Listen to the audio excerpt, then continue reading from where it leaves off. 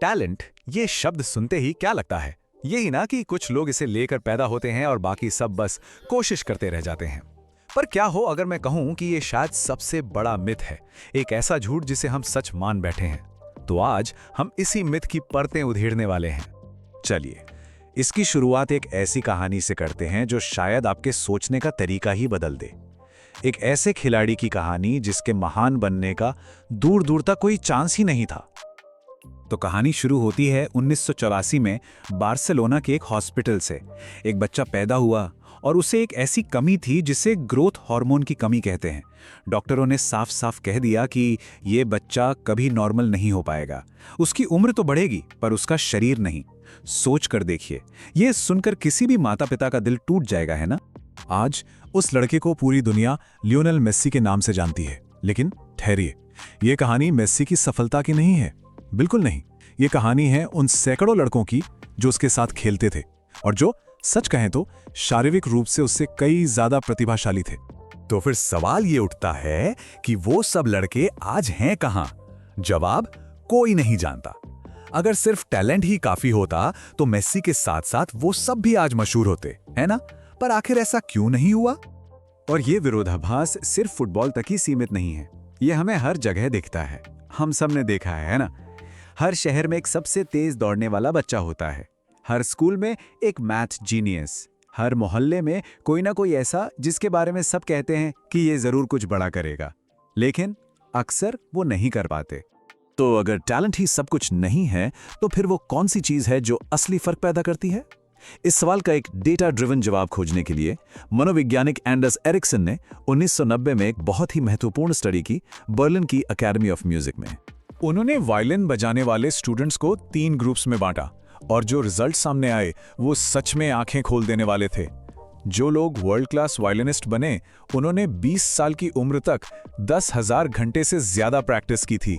जो अच्छे वायलिनिस्ट थे उन्होंने लगभग 8,000 घंटे, और जो आगे चलकर म्यूजिक टीचर बने उन्होंने करीब 4,000 घंटे।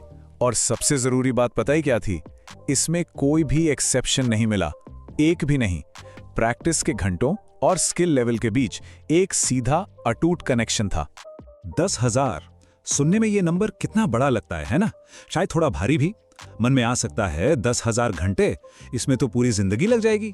लेकिन रुकिए, इस नंबर को देखने का एक और नजरिया भी है। तो ये नंबर बनता कैसे है? देखिए, अगर कोई रोज सिर्फ 3 घंटे अभ्यास करे तो 10 साल में ये 10,000 घंटे पूरे हो जाते हैं। ये कोई पहाड़ तोड़ने जैसा काम नहीं है। ये बस एक छोटा सा फैसला है जो हर रोज लेना पड़ता है। और सच तो ये है कि ज्यादातर लोग ये फैसला नहीं लेते। लेकिन सवाल ये है कि लोग रुक क्यों जाते हैं? क्या सिर्फ आलस की वजह से? नहीं, असली कारण हमारे दिमाग में छिपा है। तो चलिए अब अभ्यास क्या है से आगे बढ़कर यह समझते हैं कि ये क्यों काम करता है, इसके पीछे की साइकोलॉजी और बायोलॉजी क्या है। जब भी हम कुछ नया सीखना शुरू करते हैं, शुरू में तो सब बढ़िया लगता है, प्रोग्रेस दिखती है, लेकिन फिर एक स्टेज आता है जहां सब कुछ रुक सा जाता है। ऐसा लगा है ना कभी कि प्रोग्रेस इतनी धीमी हो गई है कि दिख ही नहीं रही। इसी को साइकोलॉजिस्ट कहते हैं वैली ऑफ डिसअपॉइंटमेंट, यानी निराशा की घाटी। यहां पर हमारा दिमाग हमसे कहता है कि बस करो, एनर्जी बर्बाद हो रही है। और अक्सर जो प्रतिभाशाली लोग होते हैं वो यहीं हार मान लेते हैं। क्यों? क्योंकि उन्हें संघर्ष की आदत नहीं होती। और ये सिर्फ साइकोलॉजी का खेल नहीं है, इसके पीछे प्योर बायोलॉजी है। हमारे ब्रेन में एक प्रोसेस होता है जिसे कहते हैं माइलिनेशन। इसे ऐसे समझिए, जब भी हम कोई काम बार बार करते हैं तो हमारे न्यूरॉन्स यानी ब्रेन सेल्स के चारों तरफ एक फैटी लेयर जिसे माइलिन कहते हैं बनती जाती है। ये बिल्कुल एक बिजली के तार के ऊपर प्लास्टिक की कोटिंग जैसी है। जितनी मोटी ये कोटिंग उतना ही तेज और सटीक सिग्नल जाएगा। और यही है स्किल। स्किल कोई जादू नहीं है, ये दिमाग में बनी हुई एक असली फिजिकल चीज है। और ये सिर्फ और सिर्फ दोहराव से बनती है, पैदाइशी प्रतिभा से नहीं। तो इन सब सिद्धांतों को अगर एक असल इंसान की जिंदगी में देखना हो तो चलिए चलते हैं टोक्यो और मिलते हैं सुशी मास्टर जीरो ओनो से। जीरो की उम्र 90 साल से ज्यादा है। उनका छोटा सा सिर्फ 10 सीटों वाला रेस्टोरेंट 3 मिशेलिन स्टार्स रखता है और उसमें जगह पाने के लिए महीनों पहले बुकिंग करनी पड़ती है। उन्होंने अपनी जिंदगी के 75 साल से भी ज्यादा सिर्फ सुशी बनाने में लगा दिए हैं। सोच सकते हैं? तो जब एक पत्रकार ने उनसे उनकी सफलता का राज पूछा तो उन्होंने क्या कहा?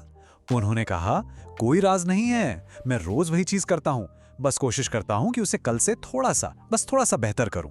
सोचिए, कोई नाटकीय रहस्य नहीं, कोई बड़ा खुलासा नहीं, सिर्फ रोज का काम, एक ही काम 75 साल मेसी तक। और जीरो ओनो, एक फुटबॉल दूसरा सुशी, दुनिया अलग पर कहानी बिल्कुल सेम। और इनकी कहानी हमें एक ऐसे गेम के बारे में बताती है जिसमें हारना लिटरली इम्पॉसिबल है। टैलेंट को आप एक लॉटरी टिकट की तरह समझ सकते हैं, किसी की लग गई किसी की नहीं। ये एक अच्छी शुरुआत दे सकता है, एक हेड स्टार्ट, लेकिन इस पर भरोसा नहीं कर सकते। वहीं दूसरी तरफ है निरंतरता। ये कंपाउंडिंग का खेल है, एक ऐसा गेम जिसमें अगर कोई टिका रहे तो गणितीय रूप से हार जाना लगभग नामुमकिन हो जाता है, क्योंकि हर दिन आप थोड़ा सा बेहतर होते हैं।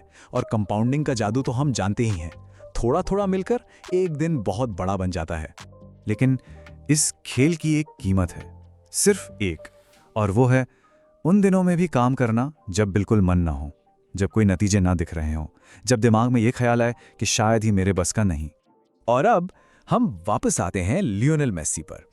बार्सिलोना की उन गलियों में कुछ लड़के उससे ज्यादा तेज दौड़ते थे, कुछ उससे ज्यादा ताकतवर थे, लेकिन मेसी के पास एक ऐसी चीज थी जो शायद उनके पास नहीं थी। वो रुका नहीं। जब डॉक्टरों ने कहा कि वो आगे नहीं बढ़ पाएगा, जब हर चीज उसके खिलाफ थी, वो बस खेलता रहा, हर एक दिन। तो आखिर में बात इतनी सी है, प्रतिभा आपको रेस में एक शुरुआत दे सकती है, लेकिन रेस जीतती हमेशा निरंतरता है। असली सवाल ये नहीं है कि किसी के पास कितनी प्रतिभा है, असली सवाल ये है कि वो कौन सी दौड़ दौड़ने का चुनाव करता है।